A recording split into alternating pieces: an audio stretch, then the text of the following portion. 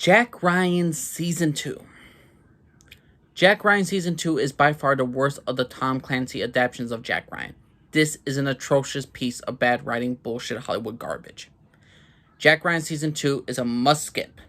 Do not watch Season 2. This is god-awful. This entire show, this entire season did not respect Jack Ryan's character. It did not respect Tom Clancy, the creator of Jack Ryan. This respects nothing to it. This is a fantasy world Hollywood bullshit season. Now, what's Jack Ryan Season 2 about? You know the movie Clear and Present Danger with Harrison Ford is basically the same movie. Jack Ryan, in both the movie and TV show, he decides he finds something fishy in a South American country. He goes to investigate. His best friend is killed. One of his close friends is killed, a senator or whatnot. They're killed off. And you know what happens? Jack Ryan must investigate, and he must discover the ultimate scheme and the plot. Thing is, though, for Jack Ryan, Clear and Present Danger, they dealt with a drug lord. They dealt with Colombia. And it deals with the corruptions of the United States president. Now, for Jack Ryan, the TV show, they dealt with Venezuela, the politics of Venezuela, and try to play it in a realistic way. The thing is, though, Hollywood doesn't want to speak the truth about what's going on in Venezuela. No. Jack Ryan, there's tons of videos of why a lot of people hate Jack Ryan Season 2. And a lot of Venezuelans hate it because because here's the thing. The whole plot line of Jack Ryan Season 2 is there's this political election between a nationalist, the president of Venezuela, versus a social justice warrior teacher. Now, for her, she wants to get rid of this asshole president, the dictator, this nationalist.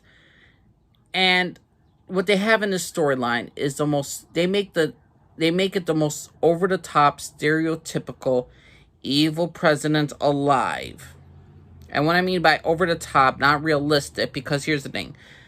This president is so bad that he has a prison camp full of journalists and other political figures and artists in those prison camps. But yet he has the woman who's the biggest threat to him as a political opponent fighting against him. Why wasn't she in the camp? Why wasn't she in the camp in the first place? If he puts all the political prisoners, journalists who speak out, and all this shit, if he has so much control of the country,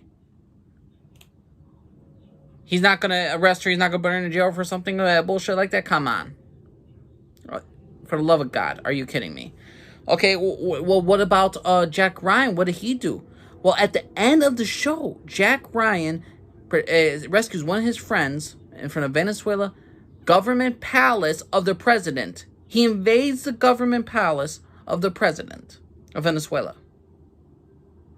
The asinine bullshit logic of that stupidity. And I know people say, oh, well, it's a TV show. You shouldn't take us too seriously. The Tom Clancy novels, the movies, have always took a realistic point. It didn't go too over the top. It didn't try to make things like so far-fetched. Tom Clancy's, and why people like the Jack Ryan series is because it has a realistic tone and everything. But no, Jack Ryan gets into the the president's office of Venezuela and puts a gun to his head, and somehow the ultimate evil dictator who has control over everything, who had just had his palace raided by the dang Americans.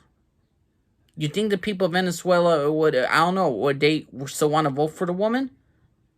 Or did they still think, oh man, we got invaded by the Americans. How do we know, we know this guy's not a friend of the Americans, so we ain't going to be invaded by a foreign enemy.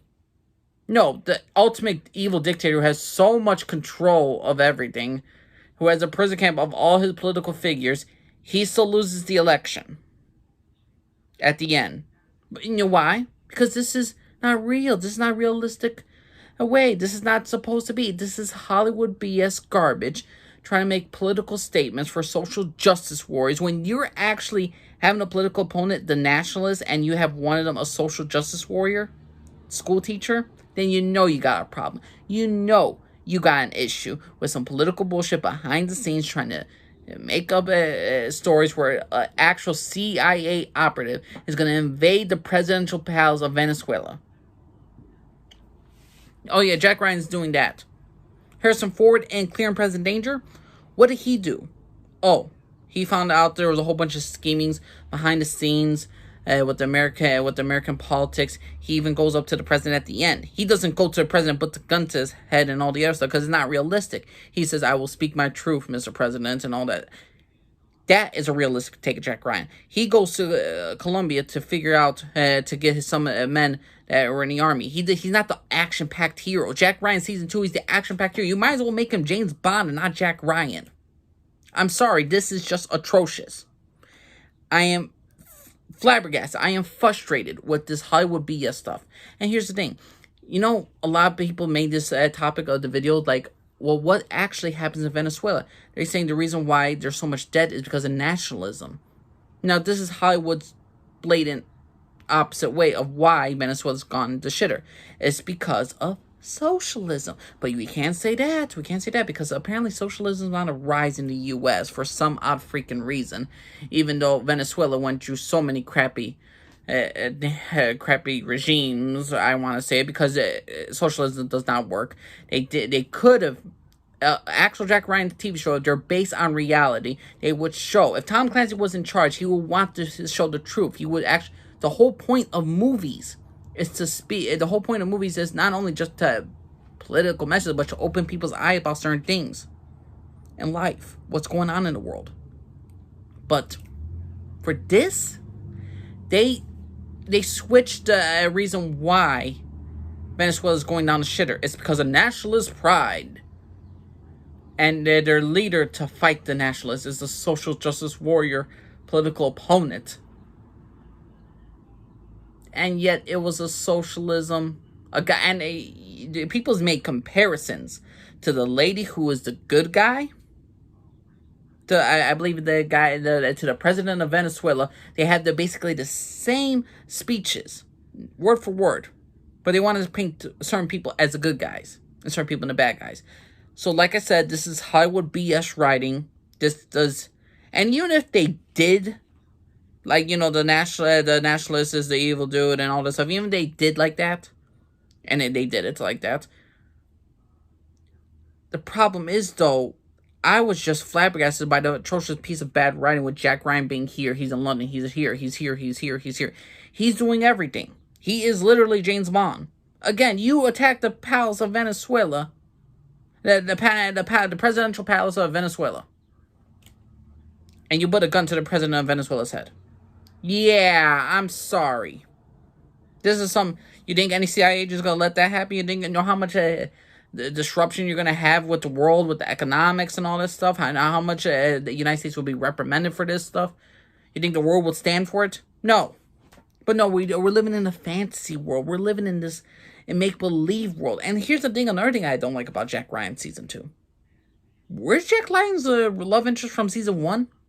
The one where he says, I feel something and I feel it's real. So all this lovey-dovey stuff that we're getting of Jack Ryan in Season 1 with his girl, she's non-existent. He is single, apparently. So what's the point of Jack Ryan Season 1 with the whole love interest stuff? Do we need to watch it? Is she going to return for Season 3? If she does return for Season 3, then Season 1 was just a one-off. Season 2 is a one-off too. Because he has potential, unless they're doing some recurring characters for Season 3, which they won't. What else happened in this season? Jim Greer can't even go up a flight of stairs without getting a heart condition. He has a heart condition, and he's still doing all this stuff. And Jack Ryan, you think Jack Ryan is going to let his friend, his friend, to actually go to go do all this crazy shit in Venezuela and to do all this crappy stuff? No, he would protect his friend. Granted, he did it at the end, but he should have called him out. Hey, no, you have a heart condition. You shouldn't be walking around. You shouldn't be running around. You shouldn't be doing all this stuff. This is not Jack Ryan.